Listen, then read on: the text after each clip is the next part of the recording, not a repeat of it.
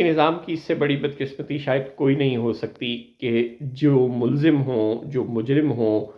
وہ قانون کے رکھوالے بھی ہوں اپنی دوسری حیثیت میں، اور انہی کے ہاتھ میں کیسز کا فیصلہ ہو جن کیسز میں وہ خود ہی ملزم ہوں۔ اب ایک طرف تو کمشنر راولپنڈی جو کہ خود ایک شاید 21ویں گریڈ کا افسر ہوگا، وہ کمشنر راولپنڈی الزام عائد کر رہا ہے چیف الیکشن کمشنر پر اور دوسرے ملک کے اہم عہدیداران پر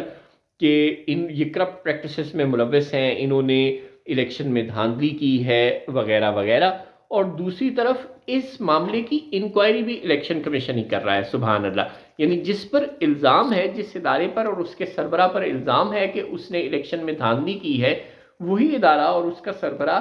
تحقیقات کر رہے ہیں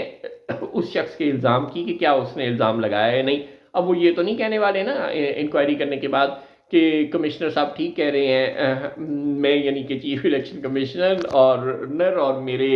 ماتحت کام کرنے والے ریٹرننگ افسران اس جرم میں ملوث ہیں، لہٰذا ہم اپنے آپ کو یہ سزا سناتے ہیں۔ نہیں، بالکل نہیں۔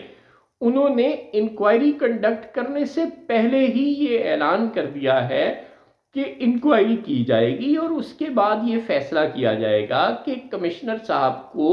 توہین الیکشن کمیشن، توہین چیف الیکشن کمشنر کا نوٹس دیا جائے یا کسی اور قانون کے تحت ان کے خلاف کارروائی کی جائے۔ یعنی ابھی انکوائری نہیں ہوئی، ابھی پتہ نہیں چلا کہ جو الزام کمشنر راولپنڈی نے لگایا وہ درست ہے یا غلط۔ اس سے پہلے ہی الیکشن کمشنر نے اپنی پریس ریلیز میں دو ٹوک الفاظ میں بتا دیا ہے کہ انکوائری مکمل کرنے کے بعد ہم آپ کو یہ بتائیں گے کہ ہم نے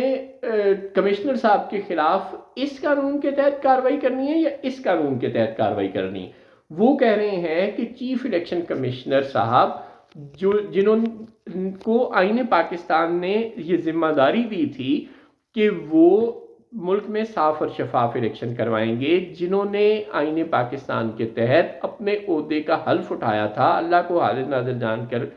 کہا تھا کہ وہ اپنے فرائض کو ایمانداری سے انجام دیں گے، ان چیف الیکشن کمشنر صاحب نے الیکشن میں ریگنگ کو سپروائز کیا ہے بطور کمشنر صاحب کی اوپینین کے۔ وہ تو کہہ رہے ہیں میں نے بھی کیا ہے لہٰذا مجھے بھی سزا دو اور ساتھ چیف الیکشن کمشنر کو بھی سزا دو، لیکن چیف الیکشن کمشنر صاحب اب اس کیس کی انکوائری کروا رہے ہیں اپنے ماتحتوں سے اور پھر یہ بتائیں گے کہ اس کو توہین چیف الیکشن کمشنر کا نوٹس دیا جائے یا کسی اور تحت قانون کے تحت سزا سنائی جائے۔ سبحان اللہ، یعنی جب آپ نے انکوائری کرنے سے پہلے ہی بتا دیا اور آپ کے ہی خلاف الزام ہے اور آپ خود ہی انکوائری کر رہے ہیں، تو سوچیں یہ کتنی عظیم انکوائری ہوگی اور کتنی کریڈیبل انکوائری ہوگی اور دنیا میں ہماری ساکھ کا کیا حال ہے۔ ہم اب اپنے رانا ثناء اللہ یا مریم اورنگزیب یا اس طرح کے لوگوں کے بیانات دلواتے رہیں اور ملک احمد خان ٹائپ لوگوں کے،